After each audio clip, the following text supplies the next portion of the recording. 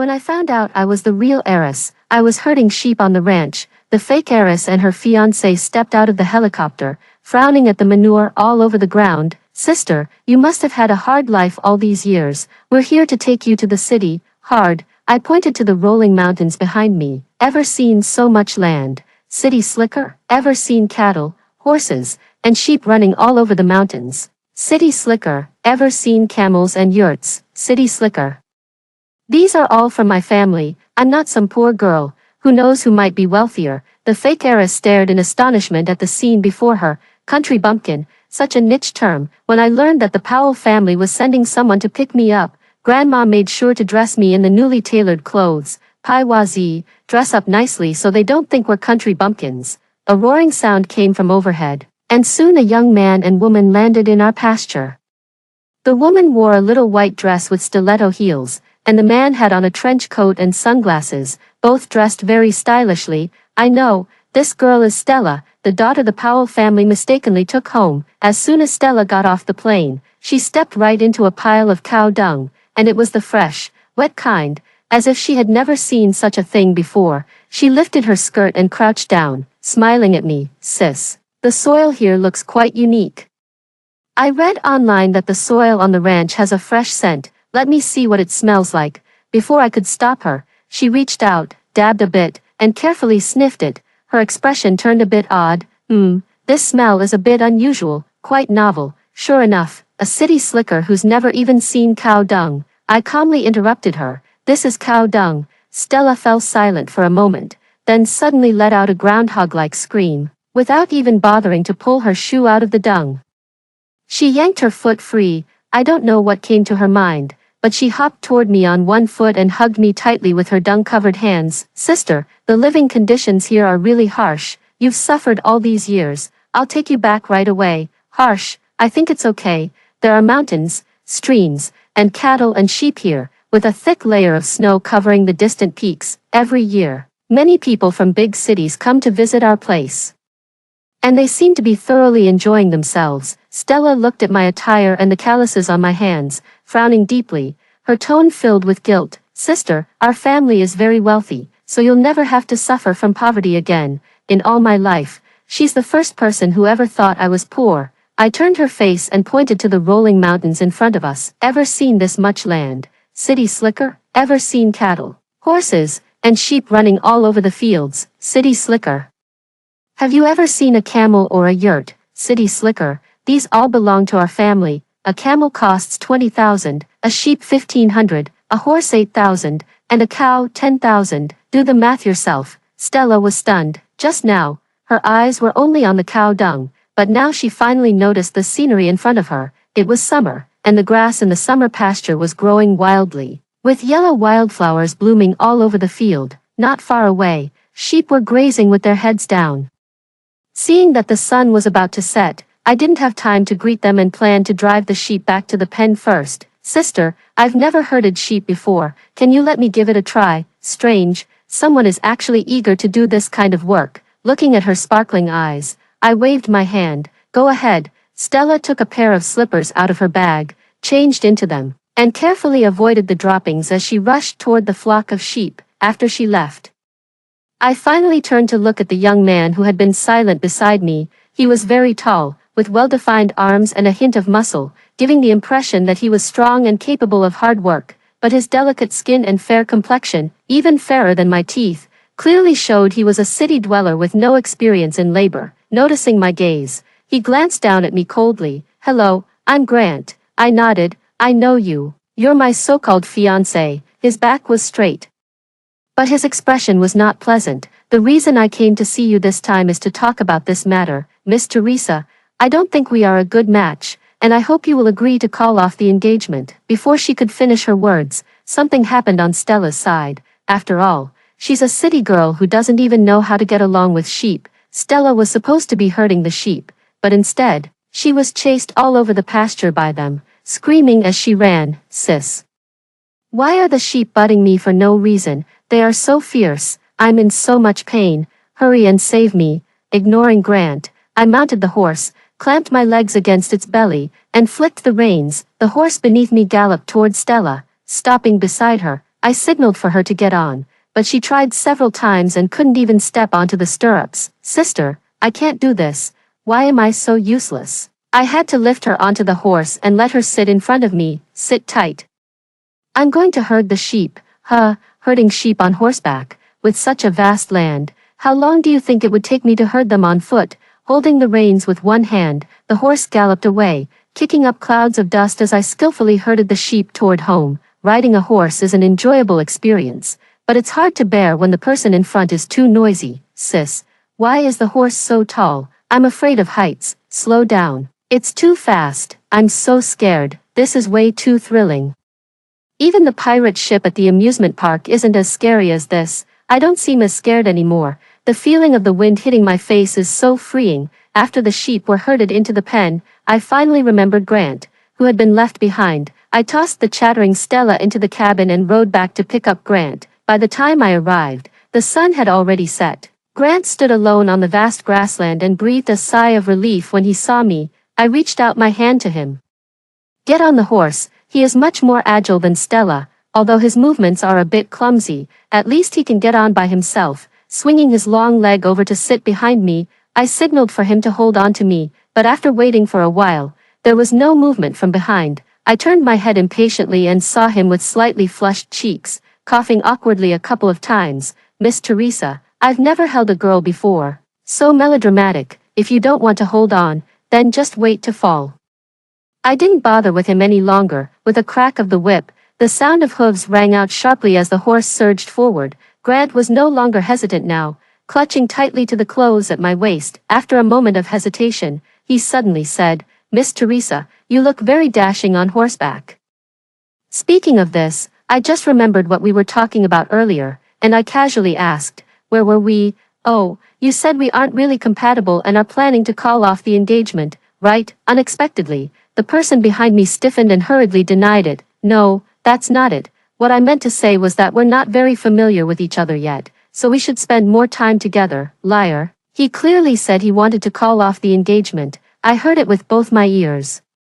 But I heard that country folks are proud and have strong self-esteem, so I couldn't be bothered to expose him. Stella told me that, according to my biological parents' wishes, I should leave as soon as possible in the next couple of days. There's no need to pack my luggage. The Powell family will take care of everything for me. But I didn't agree. In half a month, we'll be moving again. Grandma is getting older and can't handle taking care of so many cattle, horses, and sheep by herself.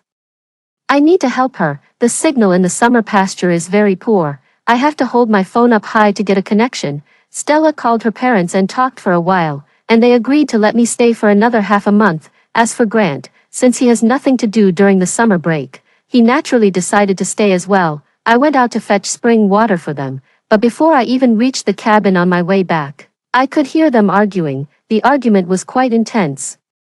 On the table were the items that fourth aunt had sent over through someone. It was green, spherical, and covered in fine thorns. Upon seeing it, Grant exclaimed with emotion, I never thought this kind of mini durian could be grown domestically. Where is this a durian? Stella was unconvinced and insisted, this is clearly an unripe jackfruit. Grant didn't back down either, saying, I've seen this kind when I traveled to Southeast Asia. It's called a mini durian.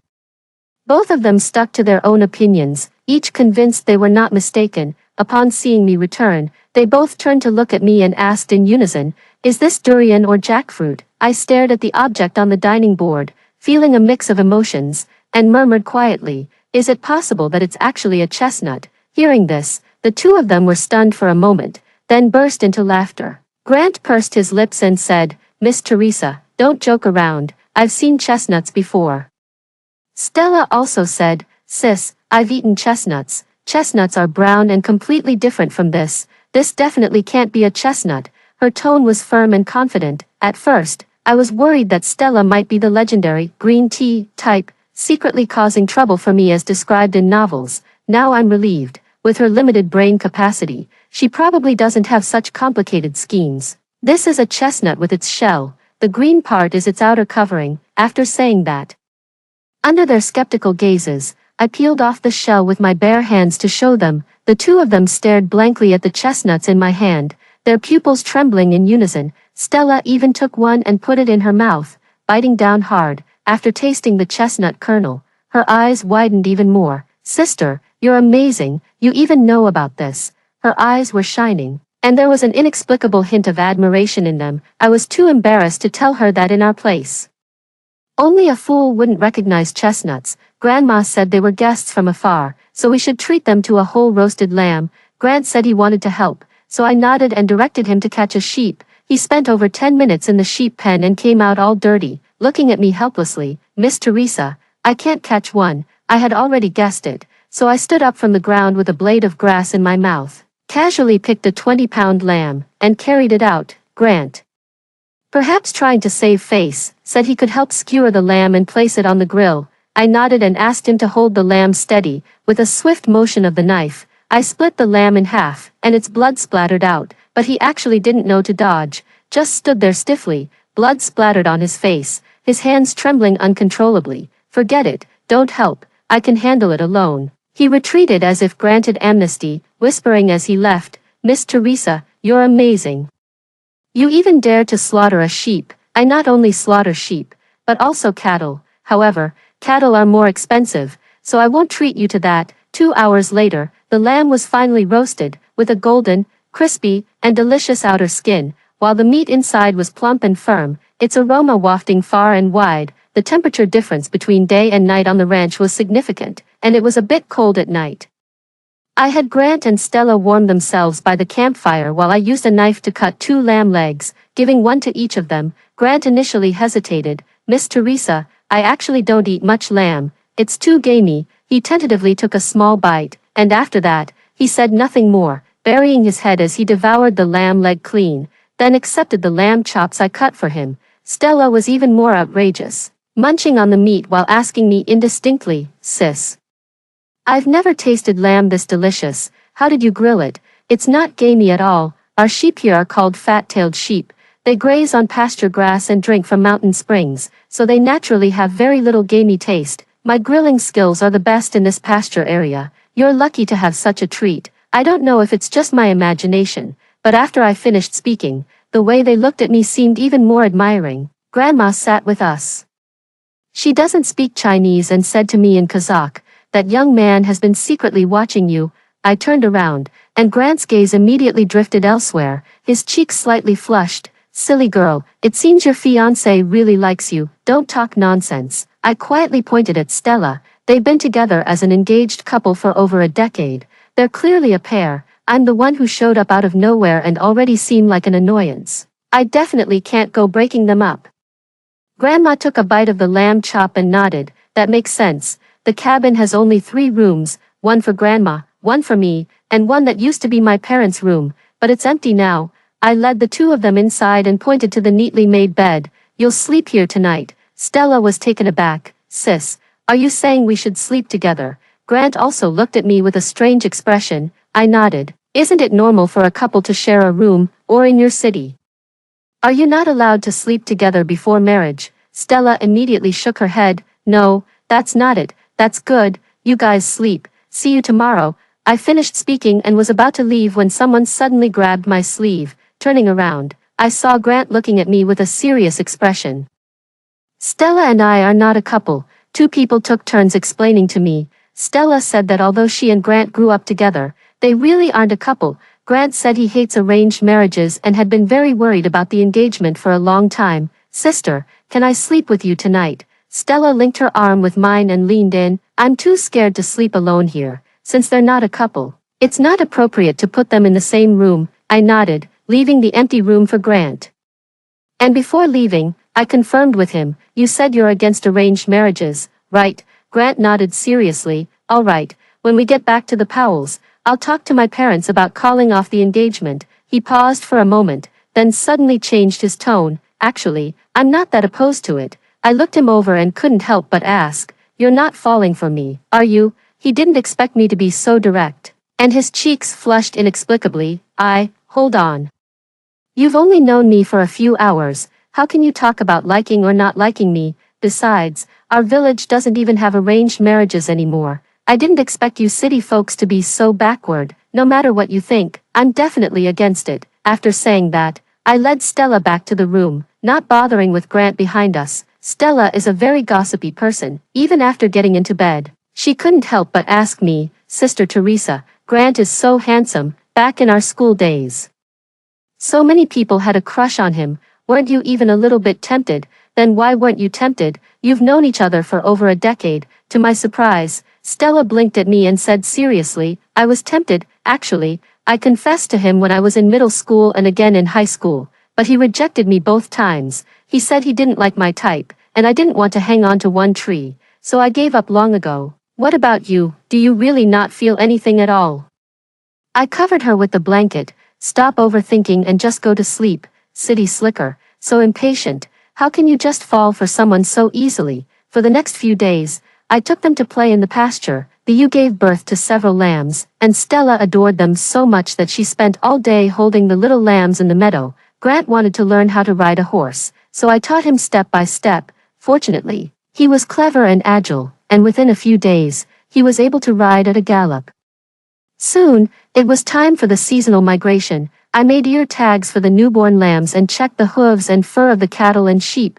Grant helped Grandma tie up everything that could be taken from the cabin and secured it on the camel's back. The journey to the new pasture wasn't far, but there were no roads, making it impossible to drive. All their belongings had to be carried by the camels. The camel's hump was laden with cups, bowls, plates, and dishes, clinking as they walked. Like the sound of camel bells in the desert, we set off at 3 in the morning. The flock was familiar with the migration route. They were just greedy, hurrying along while sneaking glances at the lush, juicy grass by the roadside. When no one was paying attention, they would dart over, nibble a few mouthfuls of grass, and then slink back at the sound of my whistle. The road grew steeper and steeper, and we jolted along on horseback, our shadows stretching endlessly in the setting sun. Rounding the mountain ridge, the snow-capped mountains suddenly came into view. Stella was still holding the little lamb in her arms, marveling at the scenery before her. Sister, it's so beautiful here. I don't even want to go back to the city. As dusk fell, Grandma chose a patch of grassland to set up camp. She was in charge of watching the cattle and sheep, while I went to gather dried cow dung to start a fire. Stella was even more curious than a sheep, looking around here and there.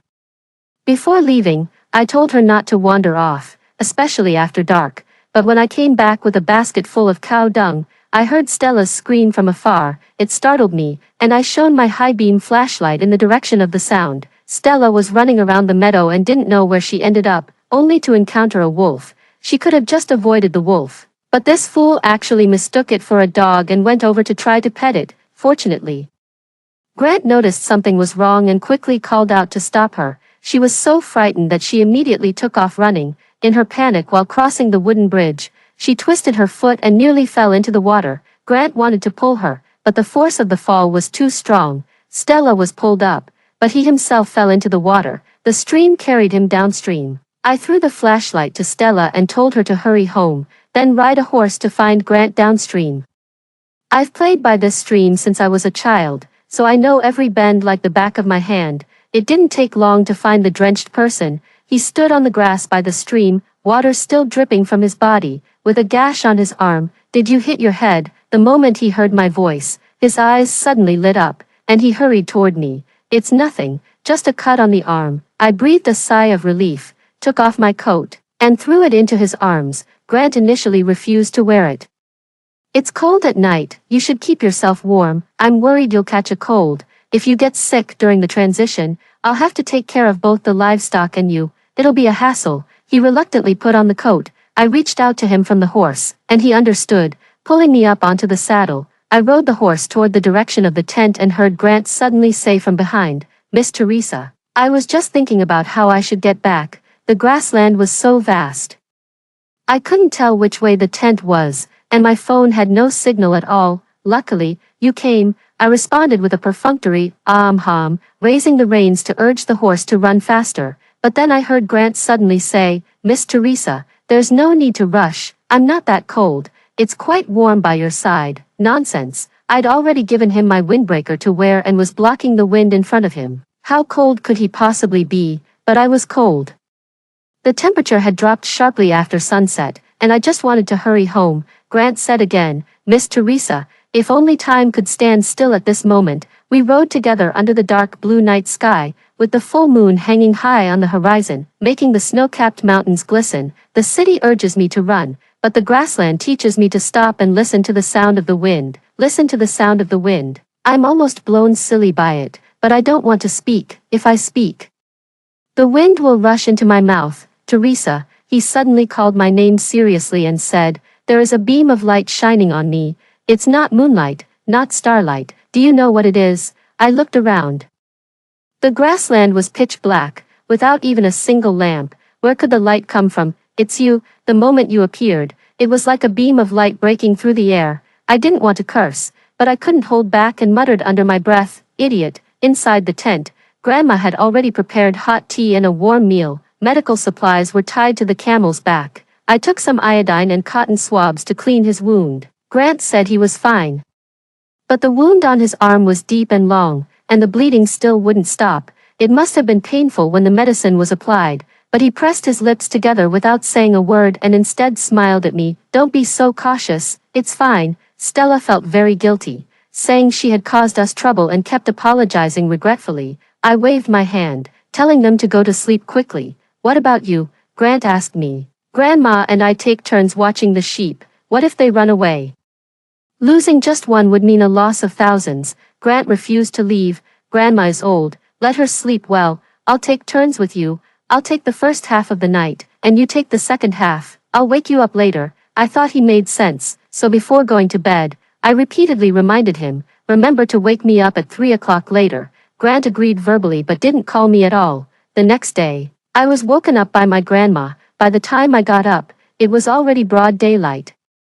Grandma pointed at Grant, who had been up all night frantically calling the sheep and cattle back into formation, signaling for me to look. I squinted and looked over. I saw Grant wildly waving his whip, desperately trying to herd the straying sheep back, chasing one only for another to run off. So busy he barely had time to stand still. He felt sorry for you, seeing you sound asleep, and couldn't bear to wake you. So he stayed up all night himself. This young man is quite good. I nodded with my hands behind my back. It seems this delicate city man has his merits after all. These words happened to be overheard by Grant. He turned to me and smiled. Teresa, from now on, you just focus on sleeping. I'll take care of watching the sheep at night. I remember when we first met, he was wearing a trench coat and sunglasses, looking every bit the noble young master. Now, his gray sweatpants are covered in dust, and he's grinning with his big teeth, looking just like the son of a wealthy landowner. But soon, Grant couldn't laugh anymore. The next day, as we continued on our way, we ran into Edward, who was also on the move. Edward was 3 years older than me, tall and burly, with a solid, muscular build, just happened to be going the same way. He invited me to move on together. One more person means one more helping hand, so I gladly agreed. Edward was a chatterbox, walking alongside me the whole way, chattering non-stop about all the gossip within a 100-mile radius. He talked about whose family had lost 2 horses, whose daughter-in-law wanted to remarry, and whose family had given birth to a beautiful pair of twins. I'm not sure if it's just my imagination, but Grant keeps looking in our direction, with my sharp hearing, while sipping the hot tea provided by the herders at the transit station. I overheard Grant and Stella gossiping not far away. Who do you think is more handsome? Me or that guy? Stella thought for a moment and answered seriously, they're not the same type, although your features are more attractive. He has a wild, untamed beauty that somehow makes it hard to look away. Grant was a bit frustrated and after a while asked again, so, what kind of person do you think Teresa prefers? Is that even a question? Stella looked at him as if he were a fool. Sis grew up on the grasslands, so she definitely likes handsome guys from the grasslands. Someone fair-skinned and refined like you clearly isn't her type. Grant fell silent. Though I didn't turn around, I could feel the person behind me staring intently. Edward is very dexterous with his hands. Before lunch, he said he would weave a grass ring for me. With a few quick movements of his fingers, he soon handed the grass ring to me. I bent down, and he helped place it on my head. Grant kept staring at us, his knuckles turning white as he gripped the water bottle. He muttered discontentedly under his breath, what is their relationship? Why is Teresa wearing the grass ring he made and smiling so happily? Do you think if I made one too, would Teresa wear it? He really bent down and fiddled with how to weave a grass ring, but he clearly failed. Stella, seeing his dejected look, pointed to the grandmother who was smiling while cracking sunflower seeds and suggested to Grant, If you want to know their relationship, just ask Grandma. Before I came, I specifically learned a little Kazakh. Although I can't speak it, I can translate for you. So, Grant pointed at Edward and me, using gestures to ask Grandma if we were a couple. Grandma understood what he meant and told him, they are friends. Edward sees Teresa as a younger sister and likes her very much. Stella translates, yes, Edward likes her very much. One dares to translate, the other dares to listen. Grant furrowed his brow, his lips pressed into a tight line, and asked Grandma again. How long have they been together? At this point, Grandma didn't understand and thought she was asking how long I had known Edward, so she made a gesture of 4. At that moment, I felt as if Grant's world was about to collapse. He sat dazed in the grassland, not even noticing the sheep nibbling at his clothes. At night, he and Edward took turns on watch, and Edward's expression was particularly resentful. Edward was puzzled and asked me why the city folks kept staring at him. Could it be that they liked a rough guy like him? I laughed so hard I bent over at the waist. Grant heard the noise and looked over, his eyes just like those of a resentful woman secluded in her chamber. Edward quietly shifted his position. After walking for about 3 days, just before dark, the grassy waves of the new pasture came into view, and this migration finally came to an end. I set up the tent again, with Edward and Grant helping me load everything from the camels into the tent. Edward had held it in all the way, and after the migration ended, he couldn't hold back any longer. He asked Grant in not-so-standard Mandarin, why do you keep looking at me? Are you interested in me? Grant didn't expect him to be so straightforward. After a moment of stunned silence, he awkwardly replied, no, I just noticed that Teresa seems really happy when she's with you, then you can join us. Grant blushed and said, that wouldn't be appropriate. This kind of thing is best for 2 people. 3 would be too many. Edward is a very enthusiastic person. Not at all. I actually like having more people around. The more, the merrier. Grant stared at him in shock, unable to utter a word. After a long moment, he finally gathered his thoughts and shook his head firmly. No, this really isn't good. What's wrong with it? We're all friends. Edward patted him on the shoulder. Teresa is a friend, and so are you, friend. But aren't you two a couple? Edward waved his hands in panic. Don't say that. Teresa and I are just good friends. Nothing more. It was already dark, and smoke rose in the distance from Edward's mother cooking dinner. After saying that, Edward rode his horse back to the ranch for dinner. I don't know what's gotten into Grant, but he's running around the pasture like crazy. Overjoyed. While running, he tripped and fell, then got back up and continued running, even hopping as he went. He's already tall, and when he hops, he seems even taller, scaring the sheep into scattering in all directions. He then ran to round up the sheep. He sure has energy, running across such a large pasture on just 2 legs. He managed to bring back all the sheep from halfway up the hillside. The setting sun cast its glow over the endless meadows, the wind carrying the lingering echoes of pastoral songs, while the horizon churned in the glow of embers. After counting the sheep, Grant ran toward me. Teresa, I have something to tell you. I lifted my chin, signaling for him to speak. He pondered his words for a long time, and I thought he was going to say something important, but then he looked down at me and asked seriously, Teresa, can I pursue you? I lay on the grass, plucking a blade and putting it in my mouth. Grant, don't mistake fondness for affection, especially in such an unfamiliar environment. He looked at me with confusion, and I patted the empty space beside me, signaling for him to lie down together. You're from the city, so you're curious about everything here, including me. You don't actually like me. It's just that in this unfamiliar place, I make you feel safe and trustworthy, and I happened to find you in time when you were in danger. You might think I'm capable of anything, but my survival skills are limited to this place. Once you're back in the city, in your familiar surroundings, you'll realize that I'm actually quite clumsy. I watched the huge setting sun gradually sink below the horizon, switched to another blade of grass to chew on, and said, you're just in the infatuation phase right now. Once you get desensitized, you won't be so hung up on me. To be honest, I'm a bit lost. I don't know what life is like in the big city, and I'm not sure what my biological parents are really like. At birth, the nurse accidentally mixed me up with Stella. Stella's parents didn't want a daughter, so they threw me away by the trash can. My foster parents took pity on me and adopted me. However, they had to work away from home and couldn't take care of me all the time, so they sent me to live with my grandmother during the new year. I grew up with my grandmother, speaking fluent Kazakh, skilled in roasting lamb, horse racing, and archery, and mastering the basic survival skills of pastoral life. But the big city feels completely unfamiliar to me. Grant turned his head to look at me. What if I still like you after we go back? In that case, can the engagement still count? I gazed reluctantly at the sunset over the pasture, not saying a word. His words were almost as dense as Edward's. Teresa, I know my feelings very well. It's not a momentary impulse. I truly like you. I will continue to pursue you without causing you any trouble, until you say yes. On the day the transition ended, I roasted another lamb, and a few of us gathered around to share it. Tomorrow, I'll be leaving the pasture to go to my biological parents, which also happens to be the city where I'll be attending university. I'm a bit reluctant to leave this place. Study hard over there and don't worry about home. Edward and the others will come to help me. Grandma patted my head.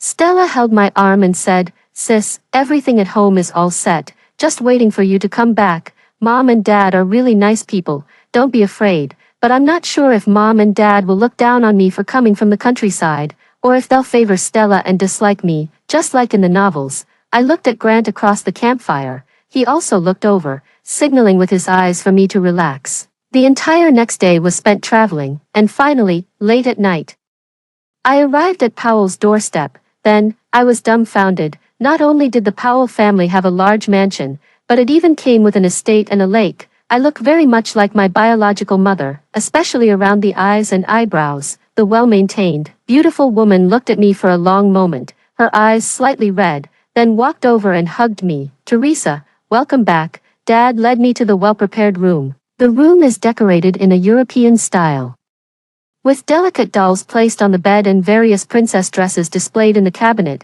Dad said I had been traveling all day and politely asked me to rest well. After closing the door, I heard him say to Mom, even though she is our own child, after being separated for so many years, it feels like something is missing. Mom said, yes, and I noticed her skin is quite dark, and she walks with such a strong, energetic stride. It doesn't seem very ladylike at all. Take it slow.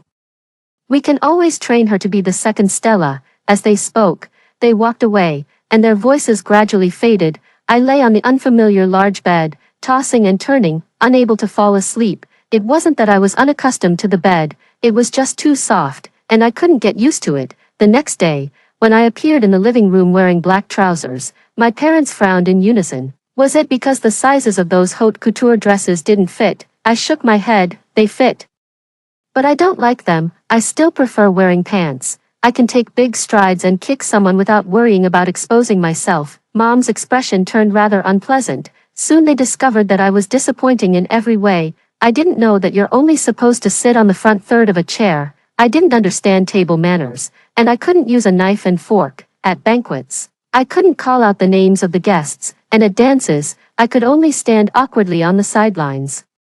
Mom and Dad always unconsciously compare me to Stella, whom they have carefully raised, and their eyes grow increasingly disappointed when they look at me. Teresa, why can't you do this or that? Can't you learn from Stella? This doesn't look like a girl at all. While they were chattering away, I was feeding the stray cats at the estate. I shrugged and looked at Grant beside me. Did you hear that? After coming to the city, the halo around me has disappeared. You'll find that I'm actually quite ordinary. I heard your parents aren't satisfied with me either. They think you and Stella are a better match. Grant reached out and stroked the calico cat's head, but I told them, I like you, and Teresa, I like you even more now. I looked at him, puzzled. Why? Instead of answering my question, he asked me, your parents want to enroll you in etiquette and dance classes and insist you wear skirts when you go out. What are you going to do? The grass on the estate has been sprayed with pesticides, so it's not good to chew on. I had to settle for a lollipop instead. I'm willing to learn social etiquette and table manners, but that doesn't mean I want to become a second Stella. I just want to improve myself. But I will always be Teresa, the Teresa who loves wearing pants. I won't compromise my preferences for anyone, not even my own parents. I lazily yawned. They complain that I can't do anything, but they can't ride horses, shoot arrows, tell the difference between grains, or even know how to raise cattle and sheep on a ranch. Everyone has their own strengths, and I'm no worse than anyone else. Grant's eyes were sparkling, as if glued, firmly fixed on me. Teresa, this is why I like you. Always resilient, never self-consuming. Like the lush sea of grass growing vigorously in the summer pasture, I turned to look at him. I don't know why, but today I find him inexplicably pleasing to the eye. My parents are determined to change me, but I just let it go in one ear and out the other, continuing to do things my own way. When I have free time at home, I often study the company's operations. The Powell family's company specializes in producing snacks and is considered a well-known domestic brand. My father looked at me with a bit of a headache. Teresa, do you actually understand any of this? You refuse to switch to a business management major. Do you even know what the Matthew effect, opportunity cost principle, the 80-20 rule, and the long-tail theory are? He blurted out a lot of jargon, and I shook my head blankly. I've never heard of it. My father sighed deeply. But even your sister knows about it. Stella stood awkwardly to the side. You can easily find these things with a quick online search. There's nothing special about them. Different professions require different expertise. My sister knows a lot of things I don't understand. My mother sat on the sofa, her hair impeccably styled in a bun, her back ramrod straight. She only knows how to feed chickens, ducks, cows, and horses. What use is that? Can it bring even the slightest economic benefit to the company? I had just finished watching the company's newly produced peanut snack commercial and looked up at them. It actually can. I found an error in your new product advertisement. My dad scoffed. Don't be ridiculous, Teresa. The leadership has reviewed it 3 times, and there isn't a single punctuation mark out of place. It's about to be released. How could there possibly be an issue? The text and punctuation are correct, but your image is wrong. I opened the advertisement and paused it on one of the frames. Is this image AI generated? Peanuts are actually hanging on green leaves. My dad looked at me blankly. What's the problem? Peanuts are a crop that flowers above ground but bears fruit underground. The fruit is buried in the soil. No wonder Stella looked so shocked when she went to the ranch. Now I finally understand. This whole family can't tell one grain from another. In the promotional ad, the peanut field looks like a cornfield. And they even use a harvester during harvest time. My mom stared at the picture for a long time and still couldn't see the problem, even asking me, "Are you just making this up?" My dad was also skeptical and called his secretary to quickly research where peanuts actually grow. The secretary hadn't finished studying it yet, but the promotional advertisement was already released. Even such a large company can be so disorganized. The comments section is being flooded by netizens.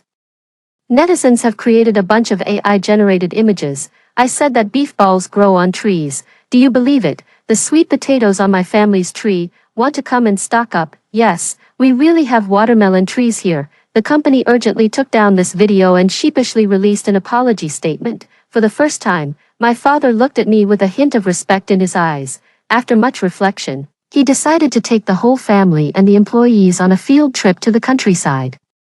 City folks going to the countryside, curious about everything they saw. As we passed by the cornfield, I overheard them whispering, "This corn plant has grown so tall, almost as tall as a person." Corn plant, a term that rural folks would never come up with in their lifetime. I couldn't help it. There's no such thing as a corn plant. It's called a corn stalk. Oh, so why doesn't this corn plant grow any corn? Because it's called sorghum, not corn. After entering the village, they walked through the fields and began whispering again. Why are they growing so many alocasia plants? Are they selling them as potted plants to city dwellers? I glanced over. That's taro, the mother of taro paste. My dad said he wants to experience farm work, so we all cooked together, but they're used to using natural gas and don't know how to use a firewood stove, so I had to take charge of the cooking. I asked them to help cut some chives. You know chives, right? The green, long ones. The field over there is full of them. My parents left with full confidence, but came back carrying a bunch of wheat straw. I had to stop what I was doing and patiently explain the difference between chives and wheat to them. By the end of the week-long farming experience, the way my parents and the employees looked at me was noticeably different from when they first arrived. My dad cleared his throat lightly. Teresa, you do have your strengths. My mother couldn't put down the chive flowers I picked for her. This is the first time I've received flowers like these, both edible and beautiful. The happiest person was Stella. She hugged me tightly and said proudly, "I told you, my sister is amazing." On the way back, I received a call from Grant. "I've heard all about your trip to the countryside." His voice grew low. "Teresa, I miss you so much. It's been a week, and I really want to hug my proud fiancé. It would be even better if I could give you a kiss." I promptly ended the call. "Keep dreaming, you can have anything in your dreams." Taking advantage of this opportunity, I began to get involved in the company's affairs. While studying, I also interned in the publicity team. After all, I am the biological daughter of the Powell family, and I won't just hand over the family fortune to others. I study agronomy. And I also pursue economics. Social etiquette is not difficult with proper guidance. And I continuously enrich myself. Grant has always kept his promise of pursuing me. After returning to the city, he struts around in front of me like a peacock showing off its feathers every other day. Since he's here, I naturally won't let him off the hook. I asked him to clarify the interpersonal relationships within the circle, especially the preferences and taboos of the important figures. Grant spilled everything to me without holding back. Soon, I could call out the names of all the guests at the banquet. With impeccable manners that left no room for criticism, but I still wore pants, a leather jacket, and tied my hair into a ponytail. My parents finally realized that I could never be a second Stella. I could only be Teresa, but Teresa has her own value too. After a brief period of adjustment, I adapted well to city life. I just miss my ranch so much, and I miss my grandma. The winter migration is the most arduous, taking a week to reach the sunny winter pasture. In temperatures dozens of degrees below zero, the howling wind blows fiercely against the face. Grandma called to reassure me, saying Edward's whole family came to help, and they've safely arrived at the winter pasture. It's just that there are too many cattle and sheep, and she can't manage them all, so she plans to sell half. This year, I spent the spring festival in the city. Fireworks were set off all night at the manor gate, and Grant and I sat by the glass window watching them rise and fall. Stella was originally with us, but she's been dating someone recently and sneaked off for a rendezvous.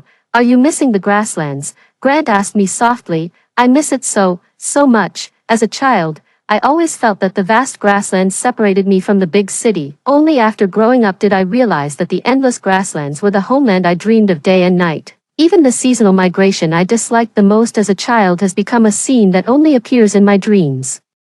We can find a time to go back and see, he said to me. Grant, I don't want my first lesson of adulthood to be about farewell, nor do I want my hometown to only have winter and summer, with no spring or autumn. We move 4 times a year, and whether it's the winter pasture, summer pasture, or the spring and autumn pastures, I don't want to miss any of them. When I stand on my homeland, I don't want to be just a passerby making a brief stop. Over the past few years, I've flown back and forth between the city and the grasslands many times, but with school, internships, and gradually taking over the company, every trip was rushed.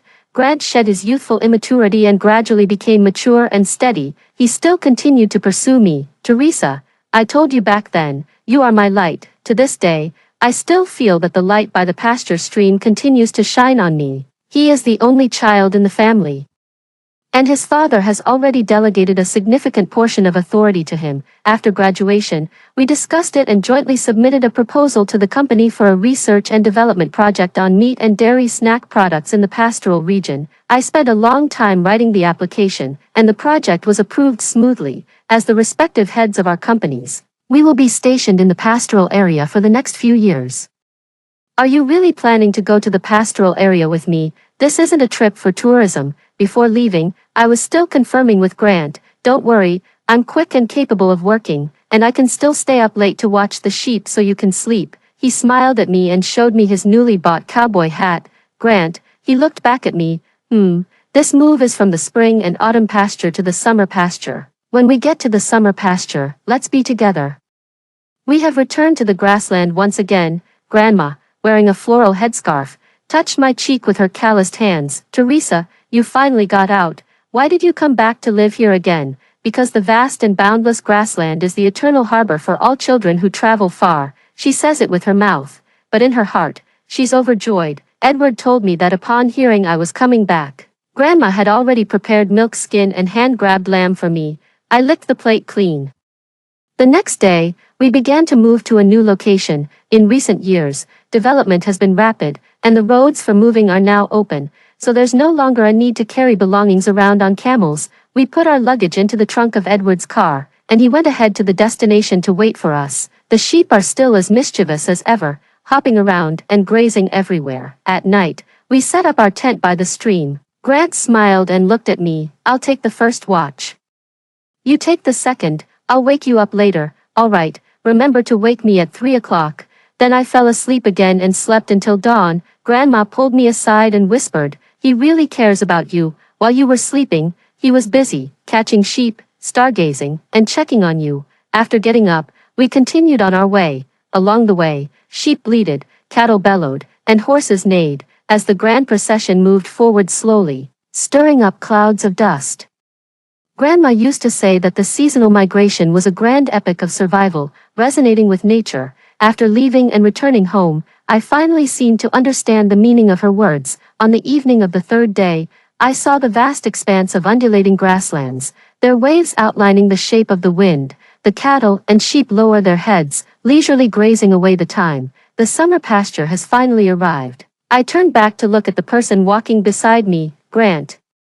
I see you clearly. After hearing the first story above, what are your thoughts? Feel free to share your opinions in the comments section. Next, there is another similar story. Let's continue to see. When my biological parents found me, they were accompanied by a fake daughter and a fake son. With a hint of guilt, my mother introduced them to me. After you went missing, your father and I were so devastated that I adopted a brother, and your father adopted a sister, Nancy. From now on, they are your siblings. Okay. Looking at their strikingly similar faces, I innocently said, of course, we are siblings. After all, my brother resembles mom, and my sister looks like dad. It's only me who is different, resembling both dad and mom. As soon as I finished speaking, the expressions on everyone's faces changed, and I smiled. What fake son and fake daughter? They were just giving a status to each of their own illegitimate children. In my previous life, I behaved myself. Yet I was driven mad by the combined efforts of the fake son and daughter, leading to my parents kicking me out and my death on the streets. This time, none of them are going to get away with it. Lily broke the silence first. Sister, you must be tired from your journey today. She came over to take my hand, trying to change the subject. I didn't object. After all, I wasn't planning to expose them immediately. I just wanted to plant a seed of doubt in everyone's mind. I wouldn't benefit from chaos before I had established a strong footing here. I followed her to the corner of the second floor. She opened the door, and just like in my previous life, she pointed to the large 50-square-meter room and said with a smile, this is the biggest room in the house. I used to occupy it, but now that you're back, sister, it naturally should be returned to you. I heard you often have nightmares, so I personally sewed a pillow for you with calming herbs inside, perfect for you. Also, I had the room redecorated, hoping you'll like it. Her smile was sweet as she gently shook Kevin's arm, the fake son. He looked at me displeased. Yeah, Lily spent several nights making it. You better appreciate her effort. Hearing this, my smile deepened. Just some hallucinogenic herbs stuffed in a pillow. And it took several nights. Although it had tormented me countless nights before, causing severe mental illness, this time, I gladly accepted it.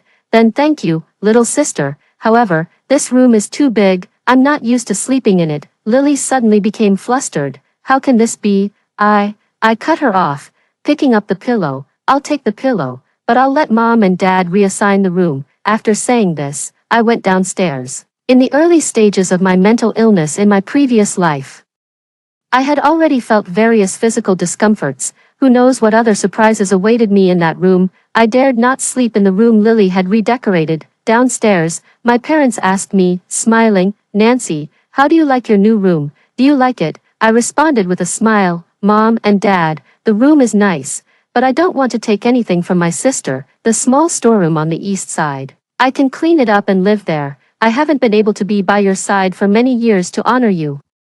And it's a pity I can't afford gifts. This is the pillow my sister gave me. I'll re-gift it to you. It's said to contain herbs that help with sleep. I hope it gives you sweet dreams every night. With that, I stuffed the herb-filled pillow into their arms. In this lifetime, my parents have never been disappointed in me, which deeply touches me. They hold my hand tightly, unwilling to let go. Nancy, it was our negligence that allowed the traffickers to take you away.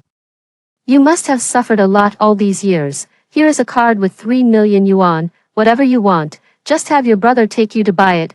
We owe you, and we will make it up to you. After speaking, my mom took off her favorite gemstone necklace and lovingly put it around my neck. This is mom's favorite necklace, and now I'm giving it to you, Nancy. Is that okay? At the banquet tomorrow, wear it. We want everyone to know that our precious daughter has returned. Lily and her brother watched enviously and coldly as they eyed the card and necklace. Sister, this is my gift to you. Besides, our parents are older, they surely use different spices. I'll just make some new ones for them. I smiled as well. Dad is very busy with work, and Mom suffers from severe insomnia. The spices would be beneficial for them too, if little sister is really worried. Mom, Dad, why don't you have a doctor check this pillow, just in case? My words were interrupted when Lily spoke nervously. There's no need for that, even if the spices aren't beneficial, they won't do any harm. However, I quickly interjected, in that case, Mom and Dad can use it with peace of mind. Don't you like the gift I brought for you? Hearing this, they hugged me even tighter. How could we not like it? Nancy, we will sleep with it every night. Nancy, you shouldn't stay in any storeroom. Just stay in the south room instead. It was originally a guest room. If you don't like it, we can redecorate. Lily's expression turned colder, and she fell silent. Kevin seemed about to say something but shut his mouth after receiving a look from Lily. My mom then spoke again, her tone much colder than in the previous lifetime as she glanced at Lily. Take your sister to her room. Tomorrow, she will attend the banquet, and you will be in charge of her outfit. Lily was stunned and said with a hint of grievance, Mom, what's wrong? Did I do something to upset you? Or is it because my sister has come back, you don't want me anymore? I raised my eyebrows knowingly. It seems my words had made Mom suspect Lily's identity. Sure enough, Mom just smiled. How could that be? The moment Dad adopted you, we decided to take care of you for life. By the way, you were already 4 years old when you were brought back, and you've never mentioned your birth parents. Do you remember them? Lily was stunned, and my dad quickly intervened. She was too young to remember anything by then. Come on, Lily, hurry and take your sister to her room. As Lily left, unnoticed, my mom plucked a few strands of her hair. I quickly became the laughingstock of the entire city. My parents' guilt soon gave way to the indignation of embarrassment. This time, I was determined to let them dig their own graves. After changing, she took me to my parents and said, Mom and Dad, do you approve of my choice? They examined me repeatedly and nodded their heads. Not bad at all blue diamonds. Nan looks elegant and appropriate. Lily slightly curled her lips and said, Sister, these diamonds are very precious. Perhaps you should change back into something else and save this for tomorrow. I followed her back to the room, changed out of the dress, and she naturally took the gown from me. This dress needs special care. The process is quite complicated, to ensure everything goes perfectly tomorrow. I'll keep it with me for now. I didn't refuse and just smiled at her. Lily, thank you, but if you give me this dress, what will you wear tomorrow? She pointed to a light blue gown in her wardrobe. Tomorrow is your welcome party. Sister, of course, I wouldn't want to steal your thunder. I'll wear this one. I tilted my head, looking innocently puzzled. But this one doesn't look very expensive. Won't Mom and Dad think it's too plain? A flicker of disdain crossed her eyes. Her tone unintentionally smug. Don't be fooled by its simplicity. It's not cheap at all. Costs at least 2 million. If she didn't want to overshadow me, why wear a gown worth millions? The corner of my mouth curled slightly. Then I'm relieved, loving the spotlight. This time I'd let her have it all. In the afternoon, Kevin took me shopping again, indifferently picking out some daily necessities for me. After getting a new phone, he quickly took me to a jewelry store. After selecting a few ordinary pieces of jewelry, he handed me a form to sign. I glanced at it. What's this? He urged impatiently. You have to sign when buying jewelry. You wouldn't understand anyway. Don't waste time. I pretended to be aggrieved and signed my name. I've seen many courting death, but someone so eager to do so was a first. That night, I called the orphanage director. Yes, thank you for your concern. My parents are treating me very well. My parents said they owe a lot to your care over the years, so they donated 3 million to the orphanage. It's already been transferred. The director was so grateful that it took several minutes to end the call. The night was quiet, and I could even hear my mom talking on the phone in the living room. Although she tried to suppress it, I could still sense her anger. No wonder he's so good to Lily. It turns out she really is his biological daughter. My family has helped him so much. How dare he betray me? Fine. Since he dares to bring this illegitimate child in front of me, he can't blame me for being ruthless. The next morning, guests gradually began arriving at the Lynn residence to celebrate the return of their biological daughter. My dad even invited my uncle, who had split from the family and been out of touch for many years, in the hall. Everyone held their champagne, awaiting my appearance. Miss Lynn is indeed beautiful, truly the biological daughter of Mr. Lincoln and his wife, even after being lost for so many years. Her demeanor is no less than her mother's in her youth. Everyone politely piled on the compliments in front of my parents. My parents responded joyfully, exchanging those insincere pleasantries. As I gradually made my way into the center of the crowd, a huge beam of light shone down from above, fully illuminating my glamorous gown for all to see. However, I noticed that the smiles on people's faces momentarily stiffened before turning into mockery and ridicule. Even if it's been years since they've seen their own daughter, would they really dress her in fake diamonds? Exactly. The Lin family isn't short of money. Why make their own daughter wear fakes? I heard that since the Lincoln Corporation was handed over to Charles Lincoln, it's only been strong on the outside but hollow on the inside. Maybe now they're even struggling more, having to resort to fake diamonds to keep up appearances. Old Master Lin really has poor judgment. He should have handed it over to the second son. And that gemstone necklace around her neck, isn't that just glass? It's always the children raised at home who are sensible. Look at Lily, dressed modestly without being ostentatious, not bringing shame to the family. Rumors abounded, and the expressions on my parents' faces were extremely grim. They stared intently at the diamonds on my dress, their faces sinking. Indeed, these were all fake diamonds, so obviously fake that it was immediately apparent. But Lily knew that I rarely even saw clean white rice, let alone be able to distinguish between real and fake diamonds. That's why she dared to so brazenly swap the diamonds on my dress, just like in my previous life. Amidst the laughter of the crowd, my parents approached me with cold faces and in hushed tones, questioned Lily, who was responsible for my outfit. What's going on? Where's my gemstone necklace? She looked wrongfully aggrieved. Mom and Dad, I really don't know what happened. After I changed sister's clothes yesterday, she has been keeping the dress. As for that gemstone necklace, sister never let me touch it. After a pause of 3 seconds, Kevin came over, his face full of disappointment. Sister, I warned you yesterday. You can't sell the diamonds and Mom's necklace. He then produced a purchase list. It listed 10 blue diamonds and a gemstone necklace, which I allegedly sold to the jewelry store for $5 million. At the bottom of the list, not only was there the jewel store's stamp, but also my own signature. Sister, you've been too careless. We know you've had a hard time living outside these years, but you're home now. And Mom and Dad and all of us will make it up to you, no matter what. You can't just steal the family diamonds to sell, especially Mom's necklace, which was a precious heirloom from Grandma. Fortunately, I managed to buy the necklace back secretly. After saying this, he handed a gemstone necklace back to Mom. She examined it carefully, sighed with relief, and then glared coldly at me. Now, with undeniable evidence, they could no longer hold back. Disappointment and fury filled their eyes as they tried to keep their voices low, yet the sound was deafening. Lynn, Nancy, why would you do this? If you needed money, you could have asked us. Do you know how embarrassing your thievery is for us? It's utterly disgraceful. Now go back to your room and reflect on your actions. Their loud voices reached everyone's ears, and many began to laugh. Though she lives a life of luxury, she lacks the grace. Even dressed in royal robes, she doesn't look the part. Don't let her wear royal robes. I really fear she might sell those too. Tisk, tsk, tsk.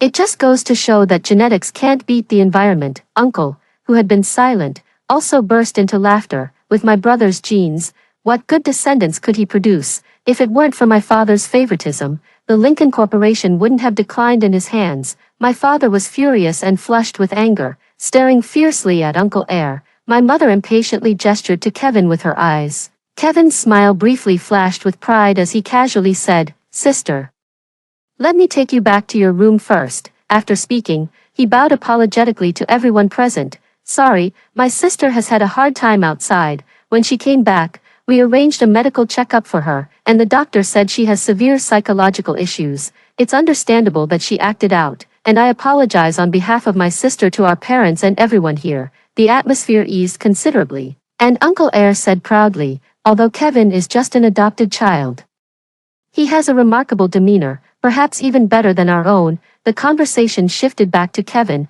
praising his achievements at such a young age, as if the previous incidents had never happened. I have a mental illness, which apparently justifies all the disgrace I brought to the family. Naturally, my parents wouldn't miss this perfect excuse. Yes, we are treating her. Kevin grew even more smug. Gripping my hand tightly, he intended to take me back to my room.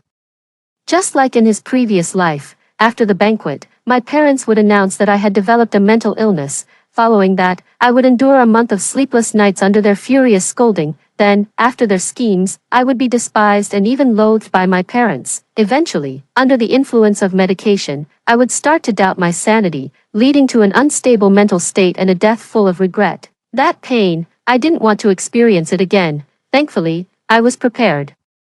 In the next instant, a film crew arrived unannounced. May I ask which one of you is Miss Lynn Nancy? We are from the TV station, invited here by the head of the Welfare Institute to interview you about your donation yesterday. The community needs kind-hearted people like you, and we hope to highlight your charitable act so that more people can learn about it. Everyone looked perplexed, but after the journalist's explanation, they learned that I had donated $3 million to the Welfare Institute the previous night. After a moment of confusion, my parents excitedly took the microphone. Actually, as the guests earlier mentioned, the Lincoln Corporation is indeed strong on the outside but hollow on the inside.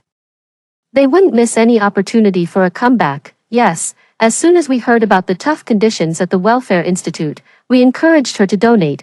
We too have lost a daughter and hope all children can have a good life. In fact, we had already planned to donate 10% of the corporation's annual revenue to welfare organizations. The two of them talked at length in front of the media, sounding very sincere. Unaware of the displeased expressions on the faces of their adopted children, after enjoying their moment, they turned and looked at me with eyes full of relief. Nancy is just as kind-hearted as we are. The diamonds she sold, perhaps she did it for charity too. Seeing no reaction from me, my parents' suggestive looks intensified, but I quickly countered. But, I never did any of those things. I then pulled out my cell phone and played a video for everyone. It showed Kevin tricking me into signing a document in a jewelry store. I had just bought the phone and found recording quite novel, so I kept it on. Of course, it also captured the process of my brother tricking me into signing the contract. After speaking, I looked at Kevin, full of confusion. Brother, it was already not easy for me to come back. Why are you still targeting me? Is there anything else that's unclear? The crowd looked disdainfully at Kevin, whose face was full of panic. I really thought he was noble, but it turns out he's quite scheming. How can an adopted son push a biological daughter to this extent? He really doesn't see his own place. He's so malicious at such a young age. What will he become when he grows up? He paused for a moment, his brows furrowed and his tone frantic. No, I didn't do it. It wasn't like this at the time. It was Lynn Nancy who was scheming, otherwise. How could she have recorded it just in time? The video is edited. But he couldn't provide any evidence, and each rebuttal was feeble. Slap, a sharp and loud slap rang out on Kevin's face. How could you frame your sister? My father was furious, his eyes filled with disgust. Kevin was stunned, his head bowed, and no one knew what he was thinking. The reporters were furiously taking photos of Kevin, while Lily was ignored. I didn't want to let down her meticulous dressing. I spoke to the camera again. I'm not like Lily, able to peacefully wear expensive gowns and fur coats, always being the little princess of our parents. Maybe that's why my brother looks down on me. My forlorn words shifted the reporter's focus to Lily. Her seemingly simple gown glittered with vibrant colors under the lights. Her complexion changed slightly, and to prevent any smears on Lily's reputation, my father slapped Kevin again. What right do you have to target Nancy? You're an embarrassment. My mother felt sorry and tried to protect Kevin. Children make mistakes. Don't hit him again. My father lowered his voice, his tone fierce. Child, whose child? Rose, I've done a paternity test between you and this bastard, and he is your biological son. We have no emotional connection. I can overlook your premarital affairs, but if this bastard dares to play tricks in front of me and disrupt our family peace, don't blame me for being unkind. My mother clenched her teeth and glared at him.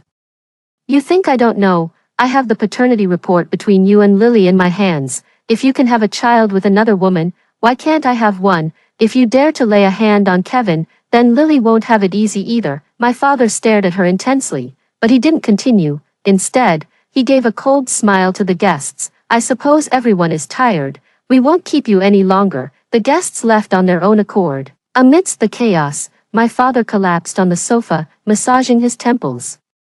Kevin stood silently to the side, occasionally casting cold glances at me. Lily carefully observed everyone's expressions, and when she met my mother's stern gaze, she suddenly shuddered. Suddenly, my mother spoke. This isn't entirely Kevin's fault. Nancy's dress has always been Lily's responsibility. She can't be absolved from this matter. Lily looked surprised. No, Mom, I didn't know anything. My mother scoffed. Yesterday, when you were changing clothes, Kevin wasn't even there.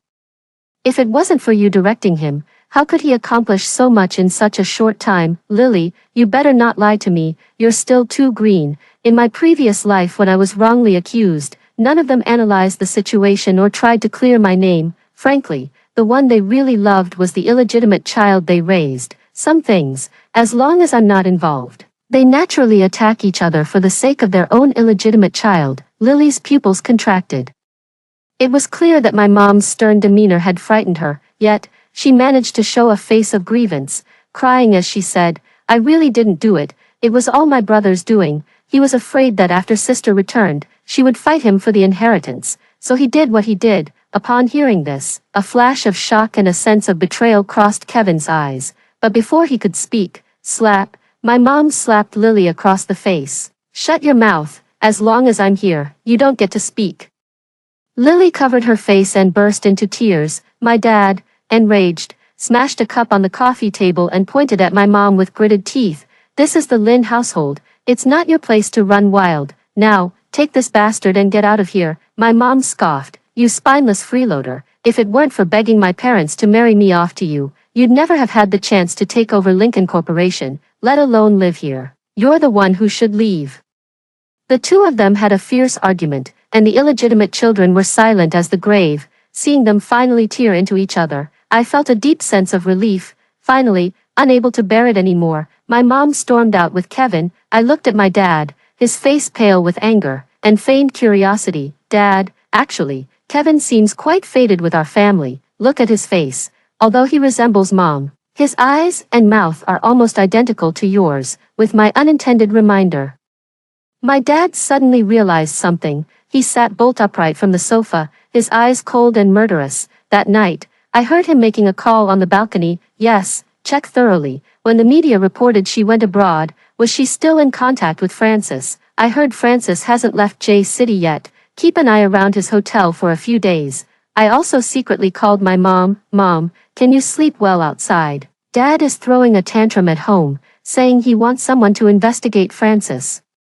Who is Francis? My mom stuttered. Nancy, just be good at home, don't listen to your dad's nonsense. I'm hanging up now. The incident at the banquet exploded online overnight. Kevin completely disgraced the Lynn family, and netizens criticized him viciously. My actions somewhat redeemed my parents' reputation, framing the debacle as a case of poor parental education and the flawed nature of an adopted son. For the next few days, my dad was hardly home, but during our occasional encounters, he still shot me looks of appreciation. Thanks to you, otherwise we would have been in real trouble. Eventually, the public scrutiny over the Lynn family began to die down, but the Lincoln Corporation made headlines again. My dad consulted with lawyers and got the board's approval, then drafted a will. After his death, all his assets and shares in Lincoln Corporation would be split evenly between me and Lily. That same day, my estranged mother stormed home furiously. I don't agree with this. Everything you have is because of my family's support. You can leave the money to Nancy, but don't think about giving anything to that bastard. My dad sneered. That's my money, none of your business. Anyway, your bastard won't get a penny from me. Then, he pulled out his phone and waved the screen in front of my mom. The video showed her in a compromising situation with my uncle, mixed with audio of her planning to drug my dad. Rose, I underestimated you. You even thought about drugging me, plotting to kill your own husband. You know what the consequences would be if I handed this video over to the police. So, just leave quietly with nothing, or not only will you be disgraced, your so-called family won't have it easy either. My mom's expression grew uglier by the minute, and finally, she clenched her teeth in resignation. Fine, you win. Before she left, Lily proudly opened the door for her. Mom, oh no, Auntie, have a safe trip, and remember, don't bother me again, otherwise the video Dad has. My mom glared at her fiercely. I couldn't help but gasp for Lily. How could Lily dare to provoke a woman who conspired with her lover to kill her own husband? I quietly went back to my room and called a friend of Kevin. The 500000 has been transferred. Don't forget to remind him that my mom doesn't have many shares, but my dad is different.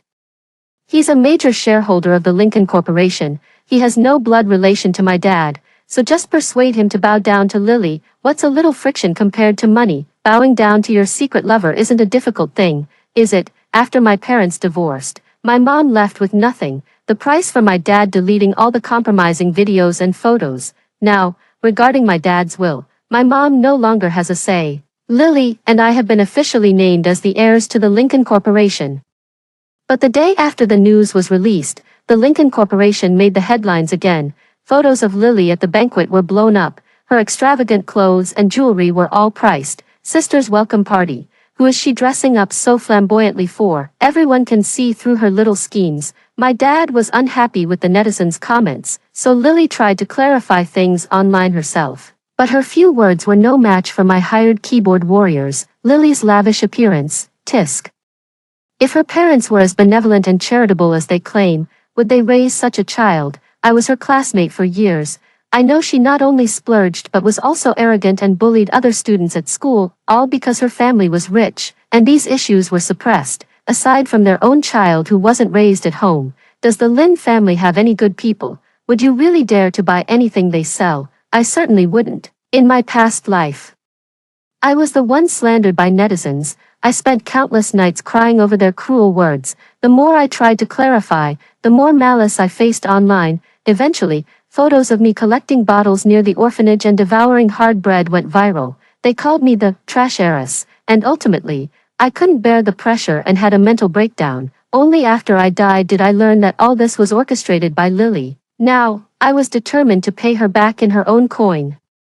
I had people gather dirt on Lily everywhere. Thanks to her sinister nature, there was plenty to find. She couldn't clear her name, and the more she tried to hide, the bigger the backlash from the netizens grew, even affecting the stock market of Lincoln Corporation. My father also hired online trolls, but they couldn't suppress the public opinion, as it seemed a greater force was helping it surge, of course. Although my mom left with nothing, she was still the heiress of the Chen family and had money to hire online trolls. Finally, losing his patience, my dad severely scolded Lily and then cut off her cards. Furious, Lily pointed at me and demanded, "Lynn Nancy, you did this, didn't you? Why are you doing this to me? I was so kind to you.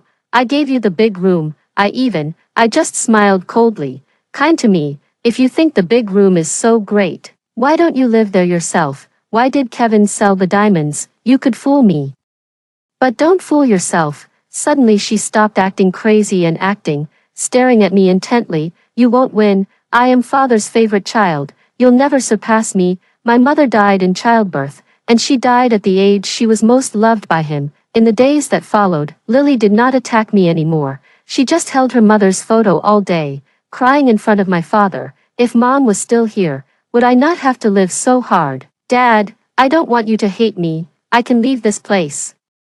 Just to make you a little happier." At first, my father was unmoved, and any occasional softening was quickly replaced by the declining market value of the company. Later, after she fell ill with a high fever from the food I cooked and was diagnosed with food poisoning by the doctor, my father's look at me changed, and he began to feel pity for her again. "We are a family, and we should help each other in the future." I pretended not to understand his meaning, bought more online trolls, and silently cooperated with my mother to smear him and Lily online. Meanwhile, under the operation of my mother's family, the news of Kevin's engagement to the heiress of Shao Corporation spread throughout the city. The union of Chen and Shao families became immensely prestigious for a while. Everyone knew my parents had parted on bad terms, and most people decisively sided with the Chen family. Charles Lincoln watched as Lincoln Corporation continued to decline.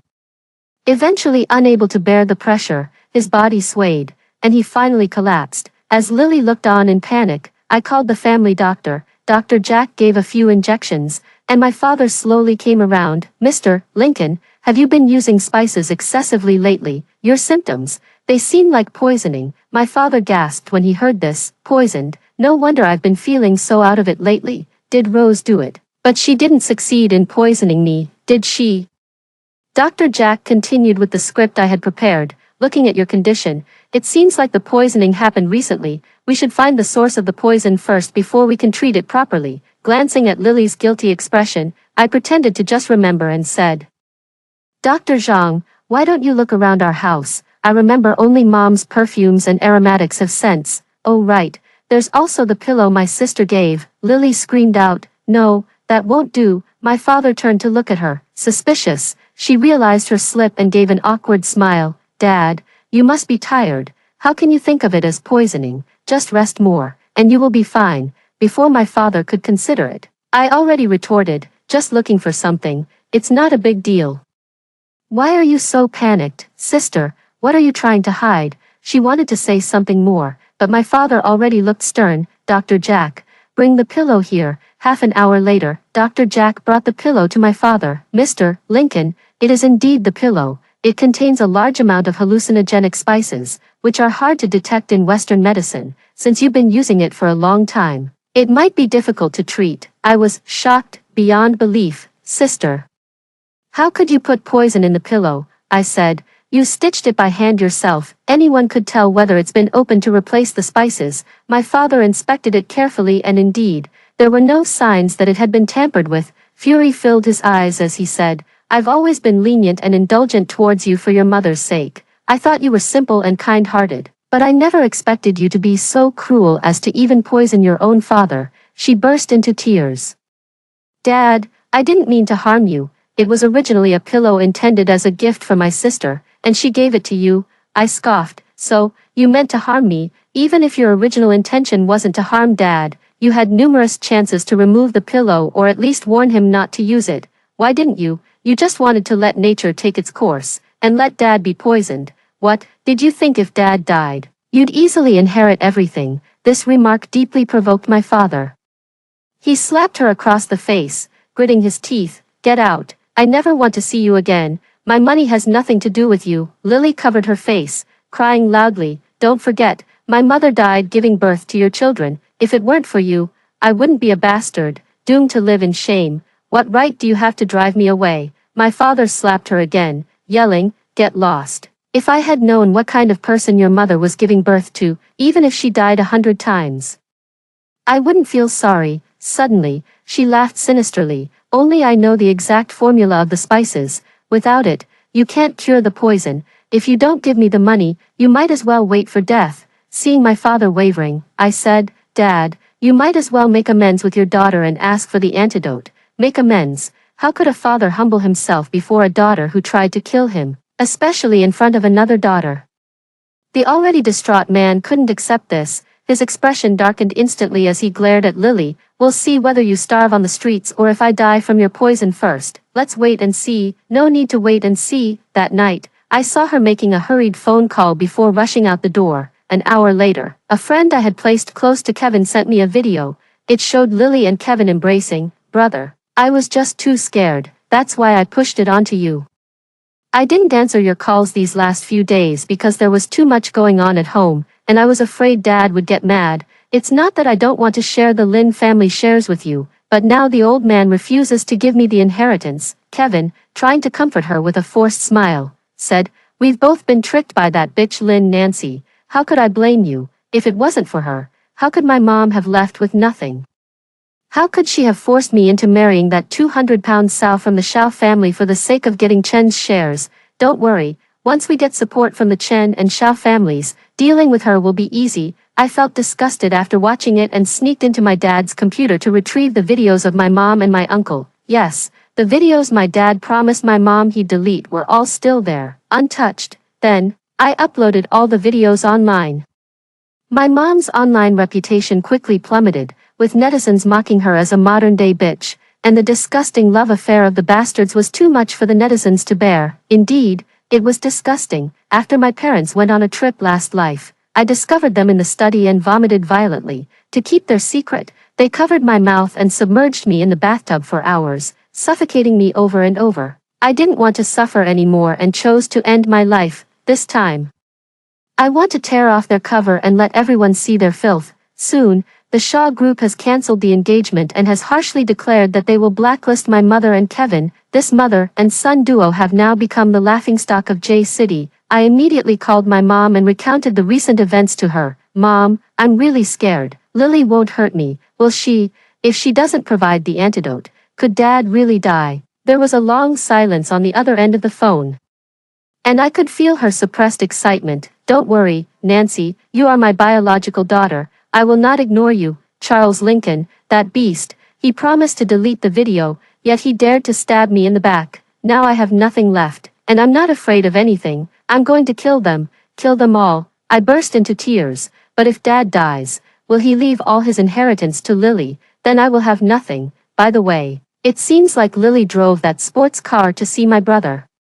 Can you ask my brother to talk to Lily? Lily died in a car accident. She died from brake failure, which was tampered with by my mother. I turned her in with a single report, and my mother was directly sent to prison, with no chance of getting out in this lifetime. Meanwhile, my father's condition worsened, and he was nearly losing his sanity, but I kept taking care of him. Now, he trusts me completely and has entrusted me with almost all his affairs. Just now, someone from the board called and said that since you're not in good health, if you don't draft a will, according to the law, your property might be inherited jointly by Kevin and me. Also, just now my second uncle called. He said, if you die, Kevin's share would belong to him. You've lost in this lifetime after all. Ah, how could second uncle be like this? I heard Kevin has already started calling him Dad. My father was so angry he was hoarse, and eventually, I found a lawyer.